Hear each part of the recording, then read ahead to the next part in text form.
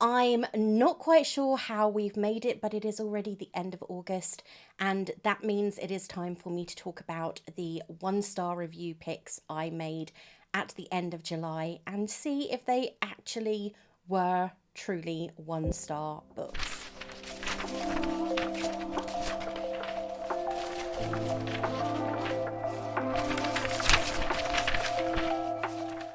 Hey everyone, it's Ray. Welcome to my little bookish corner of the world that will be changing slightly as I reshelve all my books during my 1 week holiday, a staycation with books, because what else would I be doing? Anyway, today I'm going to be talking about the three one-star picks that I made from my little jar at the end of July for August and seeing whether they actually deserved the rather harsh one-star reviews they actually received on Goodreads from some readers. They are Kingdom is a Golden Cage by Lily Inkwood, Tom Hindle's The Murder Game, and Ithaca, if I can actually pick the book up, by Claire North. Now, I read them in that order, and I'm quite looking forward to telling you about them, if only because my views are, I think, rather interesting. But before I do that, I'm going to take a sip of my coffee because it's the only one I'm going to have. So, on with the books. The first book I read this month from this pile was The Kingdom is a Golden Cage by Lily Inkwood. It is actually a retelling of Puss in Boots, and I did a full review on this book because of how I felt about it, which doesn't necessarily say much. The review itself was lessons to be learned. Sometimes you can't trust other reviewers, even though it does sound like a book you should like. The book itself it's a locked library edition and it is gorgeous, though I'm still perplexed as to the relevance of the thorns and the roses and thorns that spiral up the sprayed edges. The book, as I said, is a retelling of Puss in Boots, and it's not a tale that I am hugely familiar with. It's, having looked it up, it is a story of lies and deceit.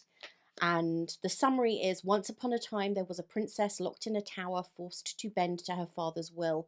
But Celine is no ordinary princess, and she has no intention of being a damsel in distress.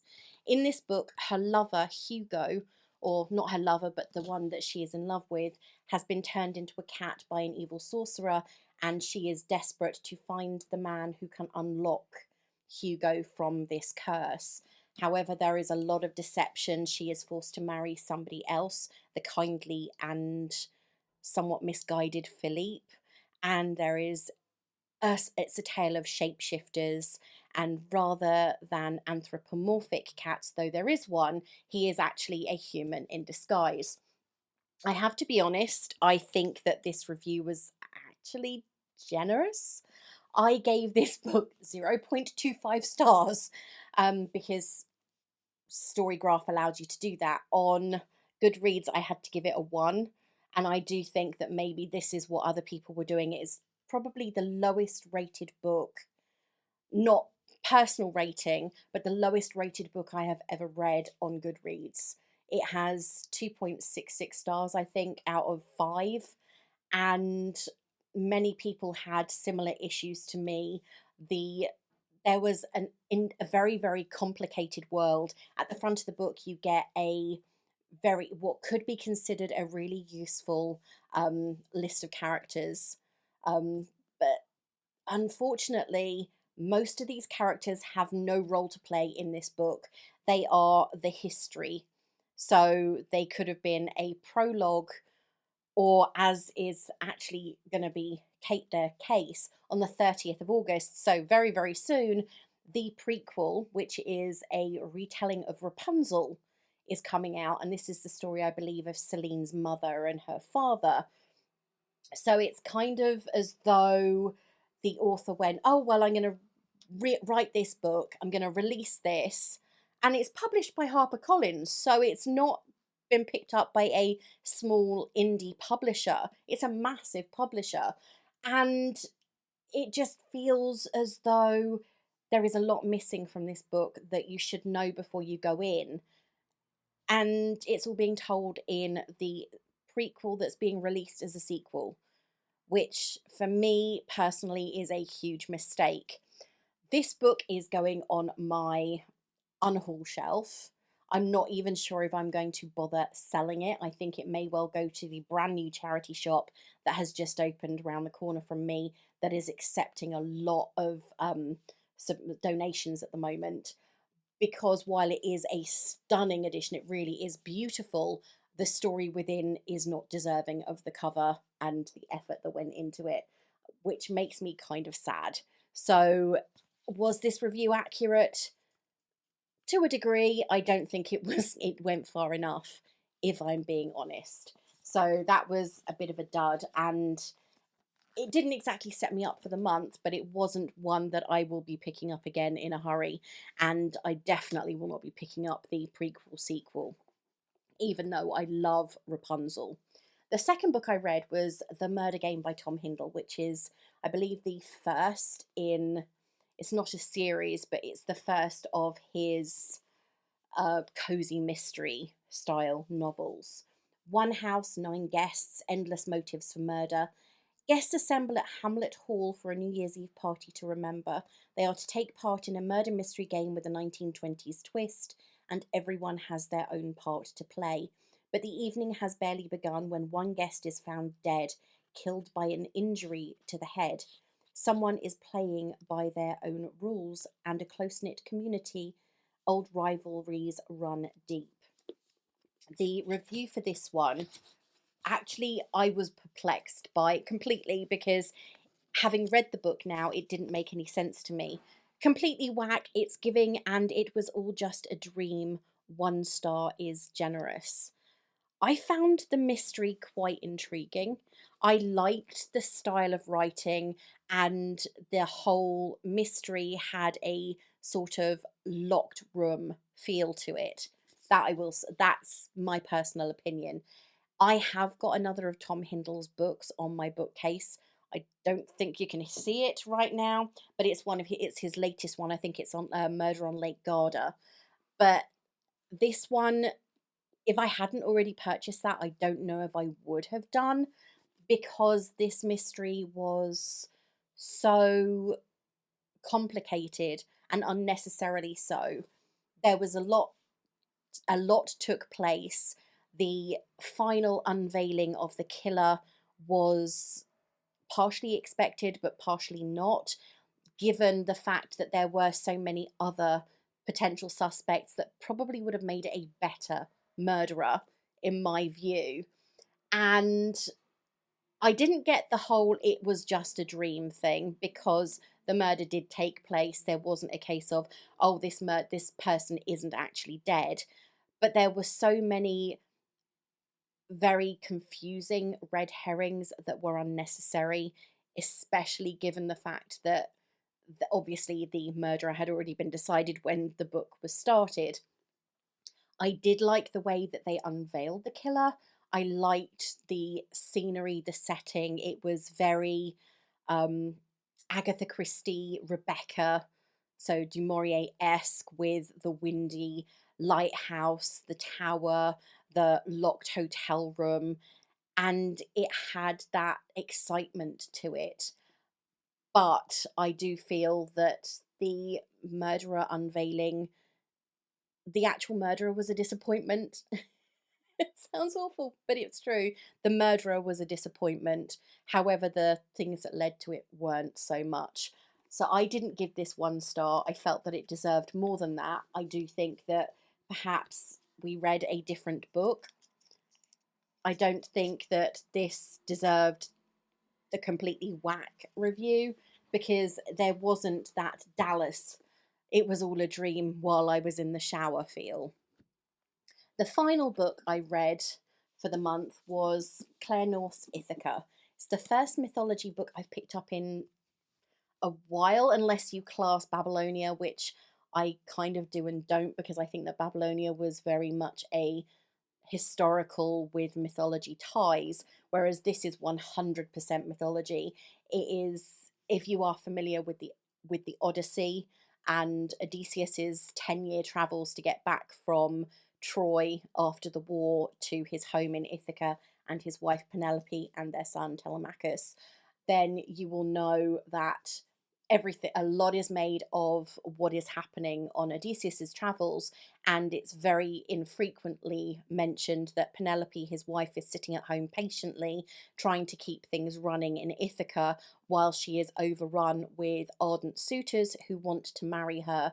And during the day, she is weaving a tapestry or a tapestry, and overnight she unravels the vast majority of what she is making, having told her suitors that she will make a decision on who she is going to marry, because obviously her husband is now dead, when she has finished making this tapestry. The tapestry doesn't play a massive part in this. There is a almost like a throwaway line about it. I haven't read any Claire North prior to this, and this is the first in a series about Penelope, Odysseus, and Electra, Orestes, Telemachus, and everyone else that appears in this book. However, having read Clytemnestra, I found her characterization quite distasteful, as well as the interpretations of Electra and her brother Orestes. I found the concept and the idea of the women being strong and the warriors that are defending Ithaca's shores intriguing. I liked the fact that Penelope was a quiet but strong queen. I found the interpretation of the vast majority of the men, actually, including her son, very obviously negative, because they were trying to impress upon the reader that the women were very strong. I have to say, I like strong women in these books. I like the fact that we are introducing these retellings with strength. These women are incredibly powerful, independent. They know what they want and they are willing to do anything to get it. Penelope is obviously defending her home. She is sure her husband is going to come back to her, despite the fact it's taken him 10 long years, and she doesn't understand it when everybody else is already home. And I found that Penelope was an intriguing character who previously you see as in other books that I've read, obviously not retellings of the Odyssey, but in other books that I've read, especially things like Circe, where she appears at the end because Circe and Odysseus have a child together, and Circe's son goes in search of his father, and the prophecy foretold that he's going to get killed by his son. He is killed by his son on the beach, but Telemachus and Penelope arrive, and there's all of this. All of their story is completed. In Ithaca, we get the moments before Telemachus goes to search for his father, and I found every male character in this was distasteful. We had visions or sideline stories where we find that Menelaus is abusing Helen now he's got her back from Troy after sacking the entire city. We have stories of one of the maids who was told by her lover, who wants Penelope by his side, that she will be free, yet he is abusive towards her. Not one man in this entire book is nice. Even her son is an absolute jerk. So I wanted more of a balance, because not all men are evil. And even in mythology, not all men are evil. Therefore, having all of them so negatively portrayed was a little bit jarring for me, because I do think that there has to be that balance. So overall, Ithaca, and I haven't even gone into the review yet, Ithaca's 1-star review was: there was nothing I enjoyed about it except that the cover was pretty. Now, there is no denying the cover of Ithaca is very pretty, and I believe The House of Odysseus is the sequel. and the cover for that is blue and very, very similarly styled. I haven't got that book. I will probably search for it because though this wasn't my favourite mythological retelling, I don't think it deserved 1 star by any stretch of the imagination. I think that was quite an unfair ranking for it. I do think, however, the certain interpretations of characters, including the moment where Clytemnestra is killed, because everybody knows that's what happens to her. She is killed by her children in revenge for killing her husband. However, there are different interpretations wherein she is not killed immediately. She is allowed to reign for several years while her children go off and gain their strength emotionally and physically. This one has her confronted on the shores of Ithaca and stabbed by her son with the aid of her rather vindictive but very, very powerful daughter. And there are mirrors between Electra and Clytemnestra in that. But this book isn't about Clytemnestra. This book is about Penelope and her relationship with Ithaca. So, yeah, I think that I've been very, very spoiled with incredible retellings. This one wasn't incredible, but it was still good. So that's the review I'm going to stick with. It wasn't terrible, it was good. Now, it's time you've been waiting for, I've been waiting for, because I am very curious to see if I'm going to get any of my outstanding 24 for 24. I've got my trusty phone here. I just need to open the spreadsheet because otherwise I'm going to have absolutely no idea at all what my, here we go, what I've picked out. So let's quickly shake the jar and try not to dread what I'm picking up. I mean, the thing is, I have picked up some really good reads in the last couple of months using this method, and it is ensuring that I am getting through my 1-star review, not my 1-star reviews, that sounds really awful, through my outstanding TBR. Number 15. The good thing about this book is that it's short and easy to read, so it won't take up much of your time. Okay, that's book 15, and it is To Cage a God by Elizabeth May, which is, okay, I don't know about anybody else, but that doesn't look like a short book to me. This is a proof which I have had for a while. My fingers are staining it, but it is, I believe this is the first in a series. It's nice large font because it's 436 pages, but this is the proof, and proofs do tend to be a little bit longer because they are larger font and they are lovely and floppy. So that's the first one, To Cage a God.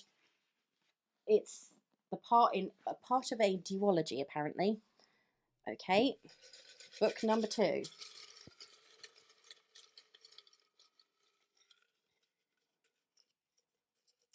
It's a green-edged one. Okay, doesn't mean much. 50.